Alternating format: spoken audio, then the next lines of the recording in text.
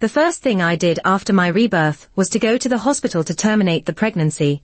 Then I filed for divorce from David. I didn't ask for custody of our son, Billy, nor any other assets. All I wanted was a seaside city apartment with an ocean view, a small 3-bedroom place. I made it cozy and filled it with things like parent-child matching sets. At first, Billy thought everything was for him, so he wasn't interested. It wasn't until he found out the pink children's room was stuffed with dolls and the wardrobe was full of pretty princess dresses that he got scared. Both Billy and David thought I was sick, or losing it. Billy asked me, "Mom, I'm your real son. Why don't you even look at me, but treat your imaginary daughter so well?" What he didn't know was that she wasn't imaginary. I actually had a beautiful, sweet daughter. She lives in my past life's memories. 6 months after settling in the seaside town, David called me, asking why. Our divorce process was really straightforward, as simple as having a meal together. We both just assumed Billy would stay with family, and didn't really fuss over custody. He never questioned my sudden desire for a divorce, just going through the paperwork with indifference. I figured he didn't care.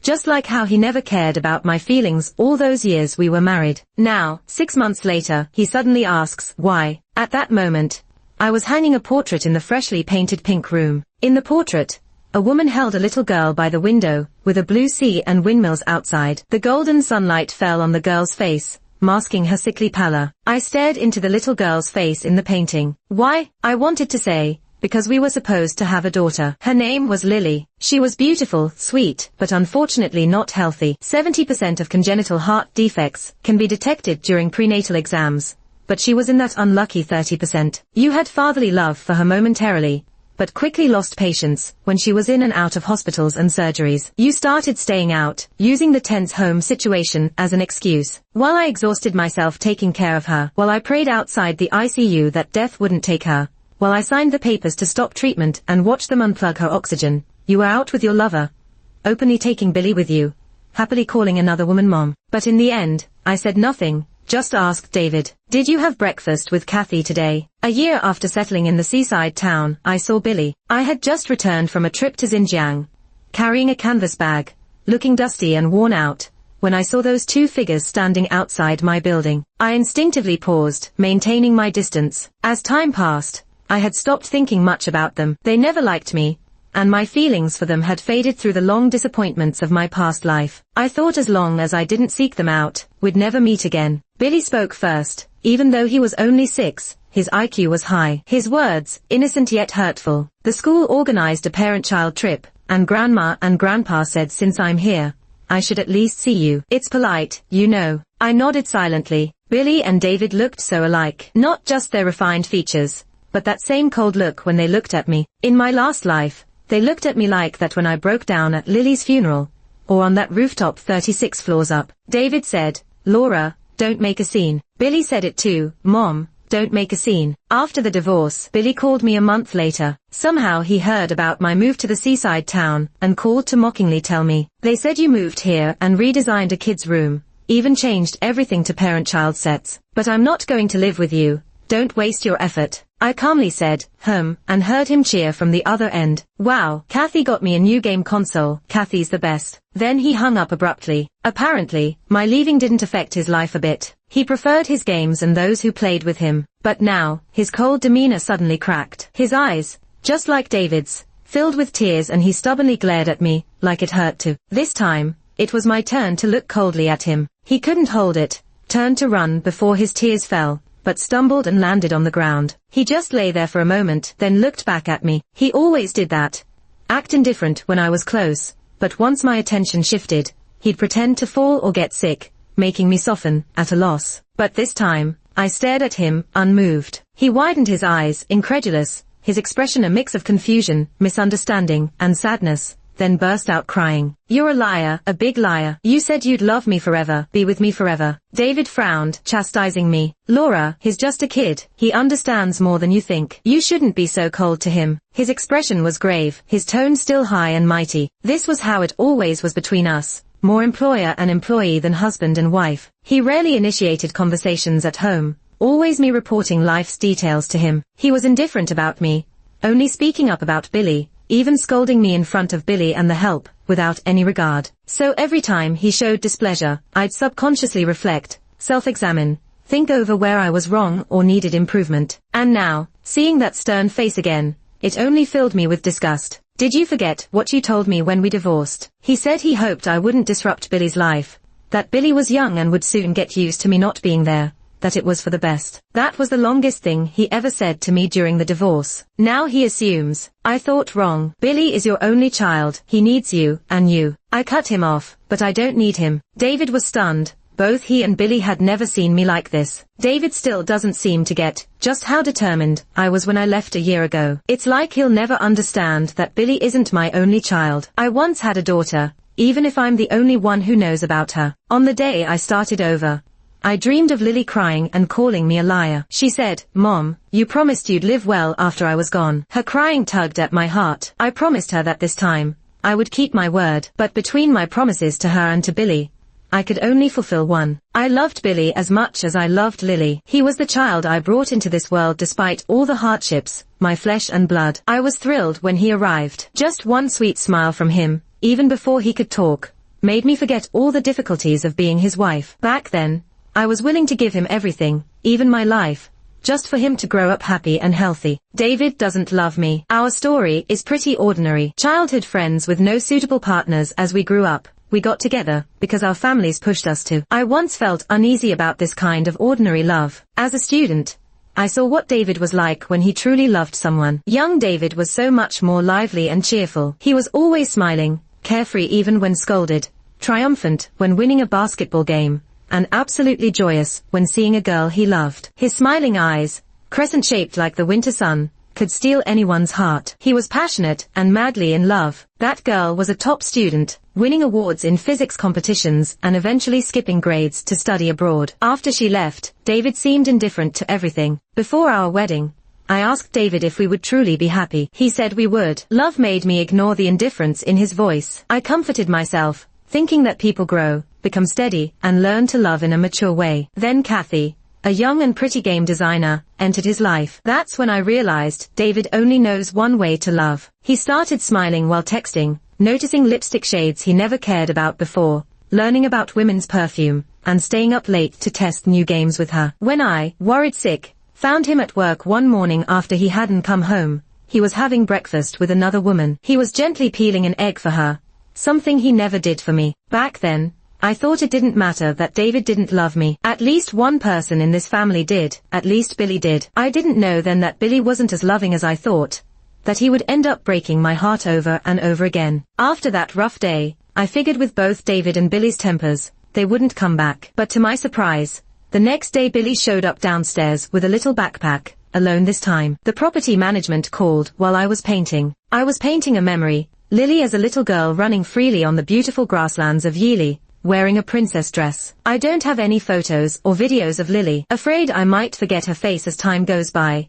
I draw her over and over again, from a baby to the last moment of her 5-year life. I've painted so many that they fill every corner of my home. But later, I got to thinking, my Lily shouldn't only be on a sickbed. So, I started traveling to take pictures of beautiful places and paint her into them. This painting was slow going, because I injured my right shoulder horseback riding in Xinjiang. Lifting my arm was still a bit difficult, so it took over a month to finish. It was my first time horseback riding. When I picked the white horse, a young man from the riding team hesitated, warning that the horse was temperamental, and had thrown off riders before. I smiled and said it was okay, because the white horse was gorgeous. Midway through, the horse acted up, suddenly kneeling, throwing me onto the grass. Everyone in the group was shocked. A little girl helped her mom brush the grass off my face, and sweetly asked, "Are you hurt?" Later, I took many pictures of her and her mom. She reminded me of Lily. But truth be told, the furthest place Lily ever went was this seaside town. She was healthier then, so I planned for the whole family to vacation here. David said he was busy, and Billy wanted to test a new game for David's company. So it was just Lily and me. Those days were so peaceful and beautiful. During the day, I taught her to paint inside, and in the mornings and evenings, we collected shells on the beach. She said when she got better, she'd live in this place forever. So, when we divorced, I only asked for this seaside home. It's a place just for Lily and me, with nothing to do with Billy or David. I didn't want Billy to set foot in this house, so I gave the property management David's and his parents' contacts right away. A few minutes later, they called back, saying Billy ran into the community, and disappeared after they tried to reach David. Billy was still the child I had raised with so much care.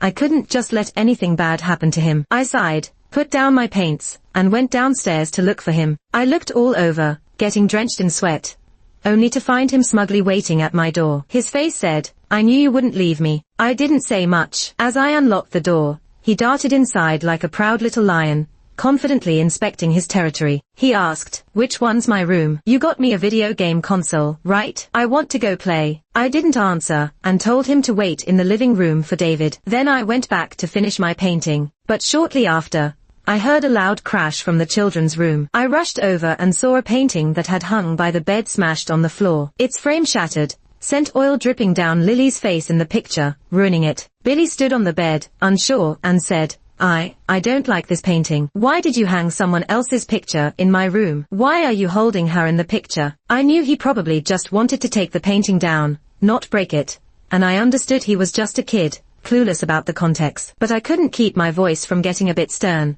"I told you to wait in the living room for your dad. Stop messing with things." Noticing my restrained emotion, Billy's expression turned a little vulnerable. "When I broke things before, you'd always ask if I was hurt first." I didn't answer, just stared at the sheets he dirted with his shoes, and couldn't help but frown. "Get down first." He stayed put on the bed, staring intently at me. "Mom, who's the girl you drew? Why did you draw her so many times? Why are all the paintings of her?" Billy was too young to hide the fear and confusion in his eyes. He'd seen all those paintings piling up in the house. The girl in them resembled him. "Mom, why do the security guard and the neighbors say you don't have a son, only a daughter?" I told them I'm your son, but they called me a liar. I even showed them our photos, and they still didn't believe me. "Isn't this my room?" He jumped off the bed, eager to prove something, and swung the closet open. He got stunned seeing it full of dresses. "Why so many dresses? Where are my clothes?" He rummaged through everything in the closet, finding none of his clothes. Finally, he looked at me with wide eyes,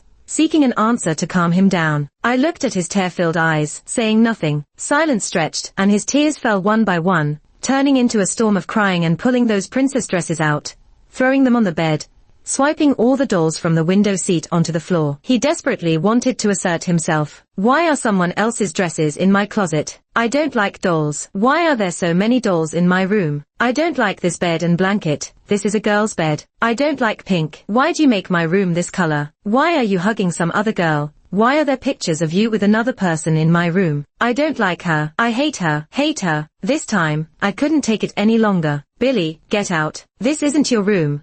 There is no room here for you." When David came to pick him up, Billy, in a panic, told him, "Dad, Mom's gone crazy. She's telling people she only has a daughter." When David and Billy came back a month later, they were both cautious. David said, "Laura, you're sick." He wanted me to video call friends and family so they could tell me the daughter I painted, the one I professed to everyone I loved, didn't exist, and was just a figment of my imagination. They pulled out the family albums, trying to drag me through past memories, but our past was so sparse, just like that album, hardly filled with any family photos, mostly of Billy as he grew, mixed with a few photos of him and me. As he grew older, perhaps because of typical boyish tendencies, he leaned towards the person at home who had more authority, who could provide better conditions. He understood David's coldness towards me and soon became reluctant to take photos with me. Now, they were holding that barely filled album, recalling the details of our past, desperately trying to convince me that I never had a daughter. I laughed bitterly. "Are you calling me crazy?" David shook his head. "No, Laura, you're just sick." He pulled out a medical report, took my hand, his voice choked. "Laura, why didn't you tell me we had another child?" I looked at him silently. Regret and remorse showed on his face. "About Kathy, I can explain. It's not what you think." He said he only valued Kathy for her talent,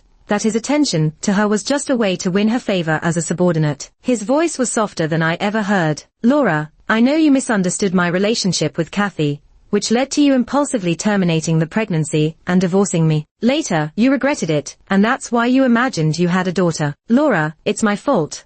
I shouldn't have blurred the boundaries, letting you misunderstand and get hurt, causing your illness to worsen. In all those 12 years as a married couple in my past life, I had never seen David speak to me with such humility. I stared at him, amazed, as if seeing him for the first time. You see, in the past life, when I suspected something was off between him and Kathy, Every one of my confrontations and attempts ended with him coldly saying, "Laura, are you sick?" Even 6 months ago, when he called questioning why, he never answered my questions. Now, believing I am truly sick, he suddenly had all the words, unexpectedly explaining his relationship with Kathy. He said, "Laura, you're sick and need treatment. Let Billy and me stay by your side. Take care of you, okay?" I told him to take Billy and leave. The second time David and Billy showed up, they brought a psychologist. It was just days after I returned from Mexico. The doctor's name was Harris. After glancing at my neck, he spoke in a friendly tone, as if we were old friends. "What happened to your neck?" I touched the thin purple mark on my neck and casually replied, "Had an accident parasailing a few days ago." That was the final leg of my Mexico trip. While parasailing, as the boat dragged me over the ocean, the tow rope snapped unexpectedly. I plunged from a height of several stories into the sea. Though wearing a life jacket, the ropes tangled around my neck and seat, keeping me underwater. I nearly drowned,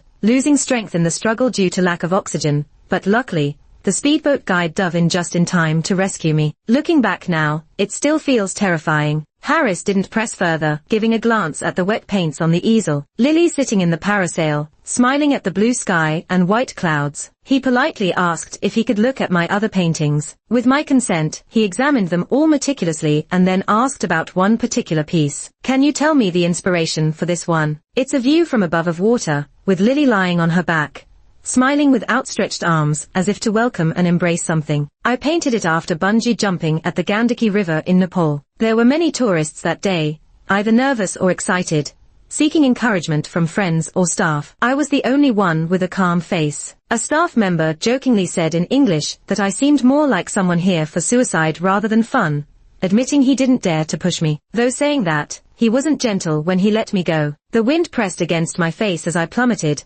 my eyeballs. That fleeting weightlessness took me back to the last moment from the 37th floor of my past life. Honestly, back then, everything felt blurry, like it all ended in the blink of an eye. But this time, the sense of falling freely was so crystal clear. When I got close to the water, I started seeing things. I saw Lily's figure flickering beneath the surface, smiling and reaching out to hug me, only to shatter into the sparkling waves of the Gandaki River, as I tried to hold her tight. I didn't answer Harris's questions. Harris was patient, gently probing, trying to understand the logic behind my actions. "Laura, when you terminated the pregnancy, it was just an embryo without gender characteristics. Why do you think it was a girl? Could it be because you're projecting yourself?" I laughed. "Are you saying I'm narcissistic?" "No." Harris shook his head. "You're feeling compassion for yourself. Is it possible that you directed the resentment you have toward your husband onto the child? But after the abortion, you felt remorse. So you imagined a little girl based on yourself. Similarly, it's not that you don't love Billy anymore, you love him too much. Yet, you resent him and channel all your love for him into this imagined girl. But this little girl, she's dangerous for you." He sighed softly. "Skydiving, paragliding, bungee jumping. Laura, haven't you noticed you're chasing high-risk thrills? This imagined girl is leading you to flirt with death.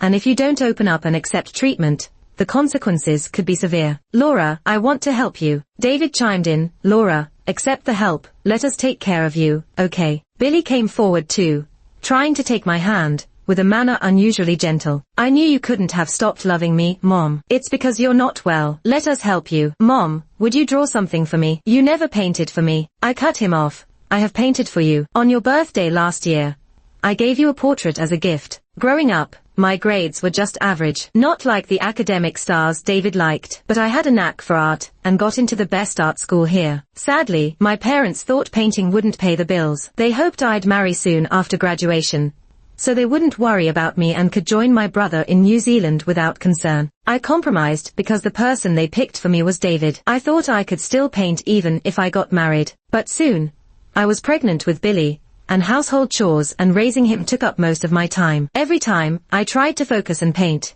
Billy would start crying, and I'd have to put down my brush to comfort him, gradually abandoning painting altogether. Until Billy's 5th birthday, on a whim, I picked up my long unused brushes and painted a portrait for him. But he clearly preferred the game console Kathy got him and tossed it aside. Later, I found that painting folded under his desk, used to prop up a wobbly leg. Billy stammered, I didn't mean to. I must have grabbed the wrong thing." I smiled and pointed it out. "No, you did it on purpose. That day, you wouldn't take a bath, so I took your game away. You did this to get back at me. You've always done this. If you don't get your way, you retaliate by ruining the gifts I give, trashing my kindness to hurt me. Because you know I love you, you know I care. You want me to be upset. Billy paled, but couldn't find the words. I looked at David, and honestly, I'd seen his efforts to reconcile long ago. Like how there never was a parent-child trip organized at Billy's school in our previous life. Or how, despite having so many bodyguards and nannies, they'd never let Billy wander off alone without concern. Or how, even now, neither in this life nor the past, he'd stopped wearing clothes I bought him. At some point, without ever being particular about clothes, he started buying his own. Later, I found out Kathy was buying them for him. To please Kathy, he stopped wearing anything I bought, even switched to her preferred leather-scented cologne. Yet, whenever he visited me, he'd intentionally wear what I picked out, wearing my favorite woody fragrance. I just didn't care. I didn't care why, after a year, he suddenly wanted to make amends, or why, after I made room, he didn't just bring Kathy in. Because I didn't care, I left it unsaid. But high and mighty as ever, even when reconciling, he couldn't put aside his pride, only trying to soften me up by using Billy. Now he thinks I'm sick, as if suddenly that gives him a reason to back down. His demeanor does a complete 180. He becomes gentle and accommodating, acting as if because I'm supposedly ill, now I'm fragile, needing his protection. Every action now cloaked in a noble facade, it's for your own good. He was so sincere in his act, I almost believed him. David, you say there's nothing with Kathy. Then why spend lavishly on jade, carve a Buddha, and kneel every step up the temple stairs for her well-being? Even when Lily was gravely ill, you never did anything like that for her. And why, under the guise of working late, spend Valentines with her, hugging and kissing her? David's face turned sour. I smiled, wondering how I know all this so well. Your son told me. I first heard of Kathy from Billy. One day, he kept talking about how good Kathy was, how she was with Dad. Why couldn't I be more like her? At first, maybe Billy didn't mean it that way, but later, he certainly did it on purpose. I've said Billy's smart. After seeing how I felt every time he mentioned Kathy, if something displeased him, he'd bring her up. I know he likes Kathy and games, but might not really want her as his mom. He just enjoyed hurting me by revealing his dad's closeness to another woman as punishment. Especially after I had Lily, it only got worse. While I was pregnant, he'd casually say, "Mom, you're so fat and ugly, not like Kathy, who's slim and pretty." And when I was nursing, he'd mention, "Mom, your belly's saggy, your clothes are ratty, covered in milk stains, you smell gross, no wonder Dad sleeps apart." When I was in the hospital with Lily for her surgery, he would occasionally tell me about the things David did for Kathy. Today, David would gift Kathy something, and tomorrow, they did some activities together. He would excitedly tell me about how amazing Kathy is, boasting that she designed a new game and now has a new game to play, unlike me, who he saw as useless. After coming back from business trips with David, he'd tell me about all the places they went out with Kathy, as if they were a family of 3. He would proudly show me photos of the 3 of them, and ask me how my photography skills were. He thought he hid his feelings well, but every time he mentioned these things, I could see the malice in his eyes. It was the first time I experienced the innocent cruelty of a child from my own son. He was like a little devil, whispering madness-inducing spells in my ear every day. I knew many nosy relatives and friends would provoke him, saying I would only love Lily and not him anymore with a second child. I asked myself if I had been biased towards Lily over him, causing his erratic behavior. But upon reflection, I was sure I wasn't. Even if I spent a lot of time shuttling between the hospital and home for Lily, I would still care for Billy, ask the nanny if he'd eaten, and check his homework. Unless Lily was having surgery, I would always attend Billy's parent-teacher conferences, even if I hadn't slept for 48 hours at the hospital. Before Lily was born, he didn't like me around. He thought I was annoying and idle, preferring to shut himself in his room to play games. But once my attention shifted from him to his sister, he became unhappy. He didn't want it, but didn't want me giving it to others either. I don't know where this selfish streak in his character came from, until I was reborn and decided to leave David without hesitation. When David came crawling back, I realized he was like his father, a man who, while I was exhausted with Lily's condition and hurt by Billy's intentional jabs, was busy cheating and contemplating divorce. I wanted a divorce too. I wasn't a masochist or hopeless romantic, unable to live without David. But for Lily, I couldn't. Her medical expenses were beyond what ordinary income could cover. Yet I couldn't leave Lily with David, who would rather spend time with Kathy than see Lily at the hospital. And Lily's heart disease might not withstand the shock of a broken family. So I had to grit my teeth and endure. I often wondered why David could love Billy, but not Lily. Lily was so beautiful, so well behaved. Even enduring pain and countless surgeries, She only cried when she couldn't bear it anymore. Even in the hospital with only a caregiver, she urged me to rest more. She missed her dad and brother and was puzzled why they never visited, but never asked or said anything about it. Such understanding, at just a few years old, was heartbreaking. After Lily's death, I found that long-prepared divorce agreement in his study, and I understood. Her existence prevented him from asking me for a divorce. A man asking for a divorce while his daughter was on the brink of death would face public outrage he couldn't afford. Unable to free himself, he resented Lily. His neglect towards her was seen by Billy, who followed his example. Even if Lily liked her brother, he wouldn't stay longer at the hospital. Even when I forced him to come, he sat playing games, barely responding to Lily. He even deliberately provoked Lily when I wasn't around. Lily died on her 5th birthday. I called David, begging him to come home so our family could celebrate Lily's birthday. I had prepared a painting for Lily's gift, the same I painted after rebirth, which Billy eventually destroyed. I held her at the window, looking at the blue sea and windmills outside, the golden sunlight masking her pale complexion. Lily loved it, kept it close, looking at it often. But when it came time for the cake, David didn't show up. I saw the disappointment in Lily's eyes. I went to the kitchen to call David, but he didn't answer. Back in the living room, I tried to find words to explain David's absence, when I overheard 11-year-old Billy contemptuously insulting the painting, saying, "It's so ugly, as pale as a ghost. Girls like you are hated at school. No wonder Dad doesn't want to be here for your birthday." Lily's face turned white. I couldn't believe my ears. Had Billy been this cruel to Lily without my knowledge? I never laid a hand on him before, but this time I couldn't control myself and slapped him. He looked at me in shock, yelled angrily, "Dad's on a date with Kathy, and won't come for this sick kid's birthday. Even if you call 100 times, he won't come. I'm never celebrating with her again. Dad will divorce you, marry Kathy. I'll be with them, not with this sick kid or you." Lily clutched her chest and collapsed. As I rushed her to the ambulance, I desperately prayed for mercy. But the doctors told me Lily couldn't endure another surgery. They advised giving up. Looking at Lily in pain, I was overwhelmed. I kept calling David, but he never answered. I later learned he was with Kathy. I signed the consent to cease treatment alone, watching them remove Lily's oxygen tube and turn off the machines. David arrived last. Even his parents, funeral home staff arrived before him. He asked why I didn't wait for him, why I made the decision myself. I wondered, wait for what? For him to come from his lover's bed to pretend to be the caring father at Lily's bedside, avoiding criticism for not being with his daughter in her final moments. For Lily to suffer a little longer for his reputation. Looking at him and then Billy standing away from the door, their expressions were equally indifferent. A father cheating as his daughter lay dying and missing her birthday. A brother who cruelly provoked his dying sister. How can they remain so calm? Why didn't they shed a single tear? Suddenly, I found them terrifying. I know all that stuff was from a past life, not anything that's happened in this one, and probably won't happen again. Maybe I shouldn't judge 6-year-old Billy for crimes he hasn't even committed in this life, but I just can't help it. I gently loosen Billy's grip, looking at Harris with a smile. "Harris, you're wrong. The little girl in the painting isn't the threat to me. It's David and Billy. If one day I go crazy or die, it'll definitely be because of those two." When David and Billy visited for the 3rd time, they were acting all tough again. I was about to leave for Iceland, just pulling my suitcase into the elevator, when David stopped me, coming out of another elevator. He threatened, "Laura, if you won't see a therapist, I'll have to commit you to a mental hospital." I chuckled at him. "With what authority? We've divorced, and you're not my guardian. We're nothing to each other, ex-husband." Billy jumped in. "Then I can, right? I'm your son." I glanced down at him.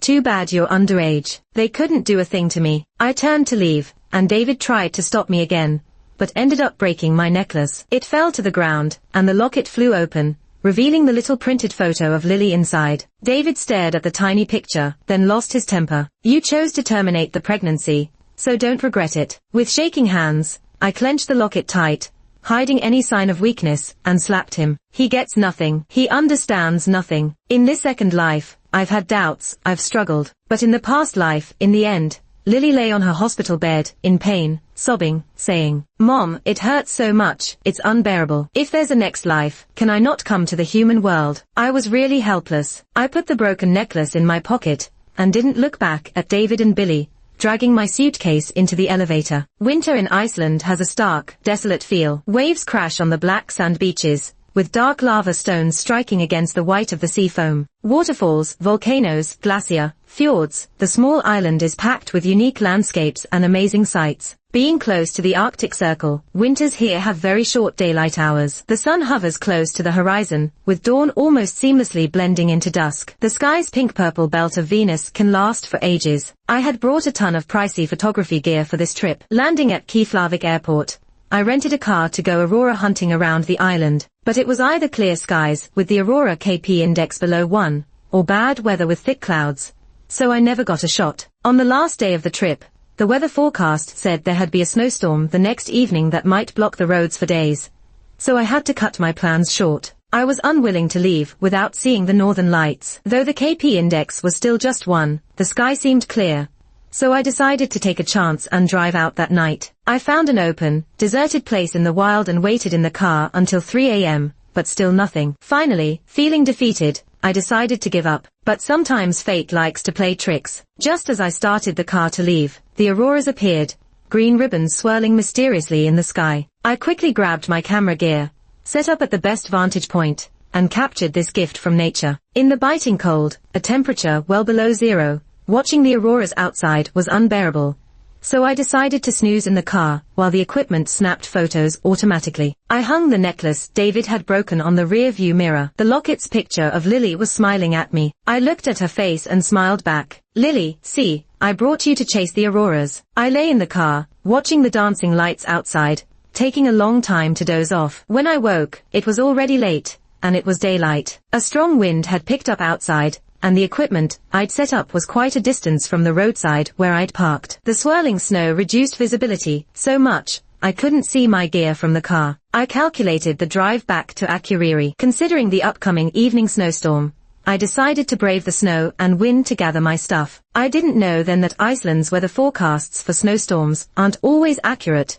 Early or late arrivals are common. Reaching my gear, I discovered both tripods had been knocked down, and one camera had rolled off somewhere in the wind. I scoured through the snow, now several times thicker than last night, and eventually found the damaged camera. Worried the melting snow would ruin the SD cards, I quickly pocketed them. When I headed back, everything around me was a white blur, with visibility hardly more than 5 meters. The rental car didn't have a key with a locator button, so I carried the heavy cameras and tripods, trying to find it by feeling my way. I walked a long time, way further than where the car should have been, and realized I was lost in a snowstorm that had come early. Every effort to find my way ended in exhaustion. I had to abandon the heavy cameras and tripods, but still couldn't locate the car. I took out my phone to call for help, only to find I had no signal. I was all alone, blind in the blizzard, searching aimlessly. The storm grew fiercer, icy winds biting so hard I couldn't keep my eyes open. My pace slowed as my body started to numb from the cold, losing all feeling. I knew I couldn't stop,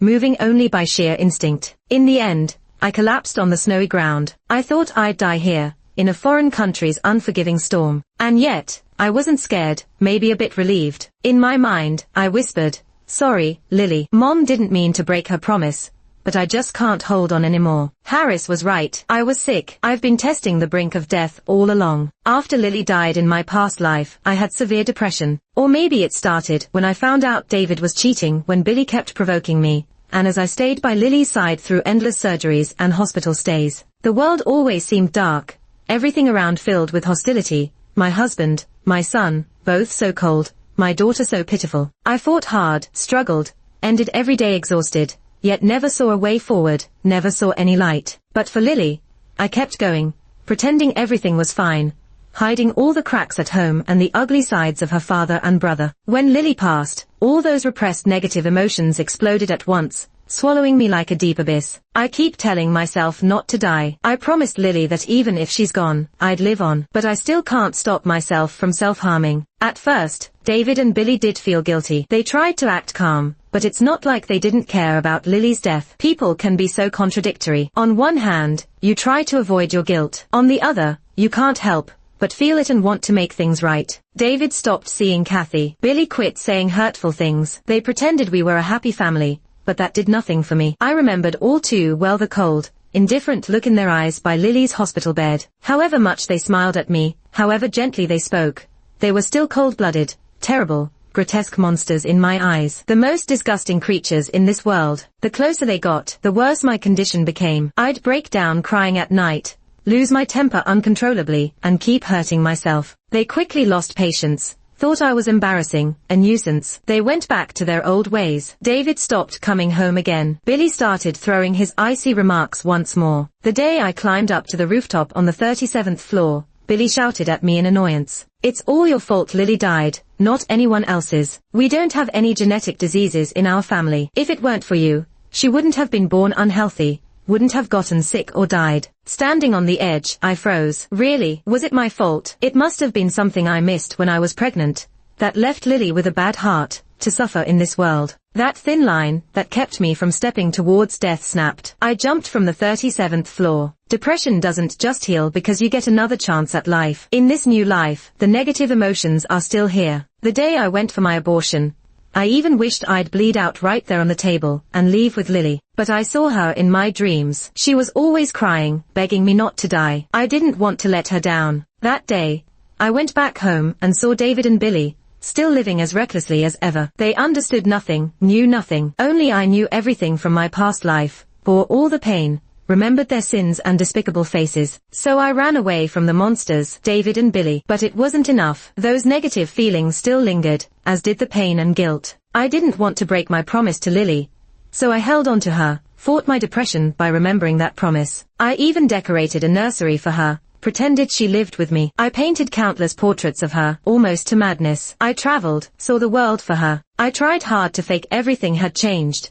that things were getting better. I tried to convince myself the negative emotions were fading, but I still couldn't stop testing death. Every time I did some dangerous activity, I lied to myself and said it was for Lily. But really, it was for me. Now, the death I'd longed for finally came. In the blinding snowstorm, I felt calm. I slowly closed my eyes. Beep, beep, beep. Suddenly, I heard a constant car horn in the zero visibility blizzard. That pesky sound cut through the storm, drilled into my ears, refusing to stop, aggravating me. For a long time, I fought against the dark, negative side of myself amidst the blaring horns. I really wanted to give up. I really, really did. But then I thought of Lily. Eventually, I opened my eyes, struggled to my feet in the snow, and picked up the tripod I had thrown away. I realized I'd just been going in circles. Using the tripod as a cane, I pushed on with my frozen limbs, crawled desperately towards the sound of the car horn. 1 step, 2 steps, 3 steps. When I finally reached the car, it turned out it wasn't far, maybe 100 meters at most. When I shakily opened the car door, how could I describe the miraculous sight before me? No matter how many times I think back on it, I felt it was Lily's spirit guiding me through the deadly snowstorm, showing me the way to survive. Cause it was impossible otherwise. The heavy tripod I'd placed on the passenger seat must have fallen towards the driver's seat, because of the storm's shaking, and somehow the necklace I hung on the rear view mirror dropped, wrapping around the tripod and pressing against the horn. The pendant with Lily on it was smiling at me amidst the blasting horn. In that moment, I was in tears. And, when I got back to the car, my phone had signal again, and I called for rescue. Half an hour later, Iceland's rescue team arrived and took me to the local hospital for examination. Luckily, my frostbite wasn't too severe, and after a few days, I was able to return home. After surviving that snowstorm, my depression seemed to suddenly heal. I always knew this seaside town was beautiful, but for the year I lived here, I went about life numbly, not feeling a thing. Even though I traveled everywhere, none of the beauty registered with me. But after coming back from Iceland, everything suddenly felt different. The huge wind turbines turned lazily in the distance, the blue sea gently washed over the golden sand, and the light falling on a rusted, broken boat was so beautiful that it made you stop and stare. The world wasn't grey anymore. It gained so much color. I still live here, still paint, still travel, but no longer do dangerous things on purpose. I started dabbling in new media, sharing my portraits of Lily and travel photos online, gaining quite a bit of attention. I suddenly became a new wave artist and photographer with many fans. A year later, someone reached out to me, wanting to help showcase my work in an exhibition. I agreed. The theme of the exhibition was An Angel Was Here. It was all portraits of Lily. On opening day, surprisingly, there were a lot of people. David and Billy showed up too. Although I paid them no mind, they had been bothering me all this time. After failing to convince me to get psychological help, David changed tactics. In our marriage, neither in this life nor the last, had he ever given me flowers or surprises. And now, unbelievably, he hoped to charm me into remarriage using that. I sneered at the idea. As for Billy, he was always jealous whenever I added something for Lily at home. Once when I loved him, he seemed more into those games. But now, no matter how many games Kathy gives him, he just tells her to get lost, and David fired her too. Now he's less into games and more into wanting my motherly love. He cried to me, "Mom, I'm your real son. Why don't you even look at me? But you're so nice to this imaginary daughter of yours." Until about a week ago, they just suddenly went quiet. I thought they finally got tired and chose to give up. But now they are here at my art exhibit. Seeing me all suspicious, David gives a bitter smile. "No need to worry, we're not here to cause trouble." He stares at the nearest painting, Lily in the blizzard, smiling like an angel. David's eyes get a bit watery. "Laura, I've been having the same dream over and over, dreaming that we have a daughter, and her name's Lily." Billy, with his tear-streaked eyes, asks me, "Mom, I dream it too, is it true?" I looked coldly at father and son, not saying a word. That day, David and Billy, with their eyes red, carefully looked at every painting in the exhibit. The last painting took up the whole wall. Under Iceland's dazzling auroras, Lily's white wings take her to the sky. She was my angel, and she was here once. David and Billy stood in front of it for a long time, and never showed up in my life again. Epilogue. When Billy was 11, Laura remarried and soon had a daughter named Betty. On the day Betty was born, Billy climbed to the 37th floor rooftop, demanding to see Laura. David, a bit impatient, looked at him and said, "Billy, stop acting up." At that moment both father and son froze. They both remembered the dream, remembered the past life. Laura was teetering on the 37th floor edge, and they had said the same. "Stop acting up." The blood scattered after Laura's fall and the pallor at Lily's death had been David's nightmare for years. Laura was right about him. He was just being foolish. He always thought Laura was too dull, too quiet, too much like a backdrop. Her life repeating the same things in the house, wearing similar clothes. Only after their divorce, when Laura left without looking back, did he realize his feelings for her. She was like a quiet rain seeping through his life, and suddenly pulling away left a huge void inside him that couldn't be filled. He would naturally call her name when something went missing. Turning around, he would mistakenly feel like she'd be waiting right behind him. One late night, when reaching out to hold thin air beside him, longing for her overwhelmed him like an unstoppable virus taking over every sense. He had to get her back, but at the time, he didn't really understand anything. He thought he hid what happened with Kathy well enough, and that he could pretend nothing happened. Laura loved him so much that if he just lowered himself a bit, she'd surely take him back without hesitation. He didn't know Billy had secretly told Laura everything, nor did he know what he'd done in his past life. He couldn't understand why Laura's eyes were icy and mocking, making him feel like dirt. Until he had that dream. In the dream, after Laura died in his past life, he also suddenly repented, realizing his feelings for her. Guilt, heartache, longing, his intense feelings almost drove him insane. He knew he had to do something. He had to do something. So, he took revenge on Kathy, fired her from the company, left her with nowhere to go, deeply in debt, even forced her to sell herself. Eventually, she got a disease and came for him, knife in hand. As she drove it into his heart, she screamed, "Did I make you cheat? Did I make you sleep with me? It's you. It's all your fault you can't control yourself. Why blame me for everything?" Yeah, he's just that terrible, blaming others, avoiding the truth. Like he knew Lily might be born with congenital heart disease, possibly because Laura found out about his affair during pregnancy, got upset, and that affected Lily. But he didn't want to admit it.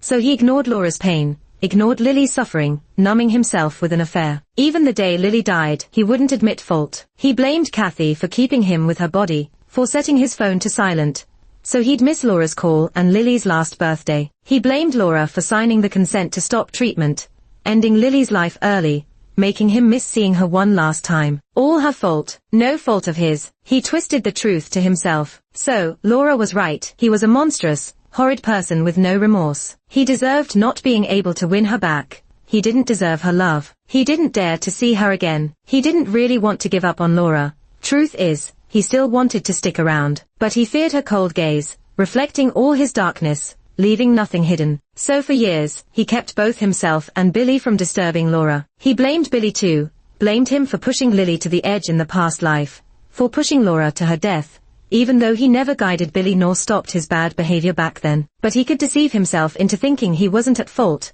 It was all Billy, the 11-year-old's fault. In the past life, after Laura died, Billy suffered severe depression. Laura's words about Billy having his father's bad nature were spot on. Just like after Laura's death, he understood regret.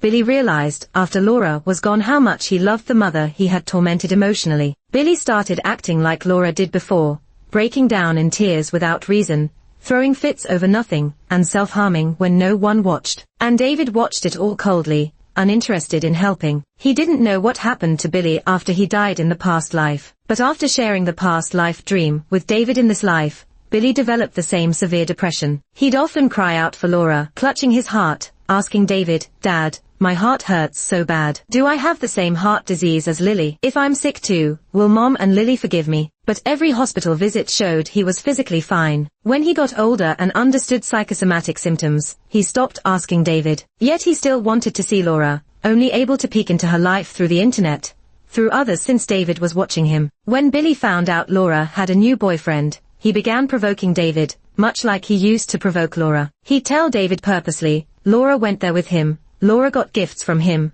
Laura kissed him, Laura accepted his proposal. Laura is getting married. He'd relentlessly repeat how happy Laura was without them. He punished himself, tortured David. David felt like his heart was being ripped apart repeatedly, and finally, he understood how Laura felt when dealing with Billy. He finally understood why Laura was so determined not to have this son. He realized that, like him, Billy was a hideous demon. The day he found out Laura was getting married, David nearly went crazy. He wanted to rush to her and ask, "How can you get married? How can you love someone else? Have you forgotten about Lily?" But he restrained himself. Even without an invitation, he sent a nice gift. When he heard she was pregnant and had a daughter, David was hurt, but he wasn't as emotional anymore. Billy, on the other hand, made a big fuss. But on that day on the 37th floor rooftop, after they both froze when David blurted out, "Stop the nonsense," Billy walked down from the rooftop by himself and never mentioned wanting to see Laura again. Together they looked through Laura's social media feed. A fan asked why she named her daughter Betty instead of Lily after drawing so many lilies. She replied, "Lily is Lily, Betty is Betty." Others might not get it, but David and Billy understood. Betty wasn't a replacement for Lily, nor was she there to fill Lily's void. Laura was a good mother and never favored one child over another. Later, David invested half of his wealth in charitable causes and established a foundation for pediatric heart disease. As Billy grew older, he frequently recalled the dream of his past life, where he was his awful self. Although he liked video games and designing them with Kathy, he never wanted Kathy to be his mom. At first, Billy just wanted to rebel against Laura's rules, and later, he hated how most of Laura's attention was on Lily. He feared that Laura would stop loving him in favor of his sister, as people said. As an 11-year-old, he might have known that provoking Laura and Lily was wrong, but he didn't really want them to die. Yet harmful words became a habit and just slipped out, so he grew silent. After getting into college, Billy didn't choose finance. Instead, he studied medicine, focusing on pediatric cardiology, and volunteering at children's hospitals during vacations. Both he and David were trying to atone in their own ways. Years later, Billy finally became a competent pediatric heart surgeon. He practically lived at the hospital, either treating or operating on patients, pushing himself to the limit. It was like only by curing more kids could he cleanse the guilt within him. He met a 5-year-old girl who was pretty and well-behaved, suffering from the same congenital heart defect as Lily. Billy was her surgeon. The surgery day was her birthday. The operation went on for 20 hours and was a success. Billy stepped out of the surgery room with a smile, utterly exhausted, and then collapsed. His heart stopped, and he left this world smiling.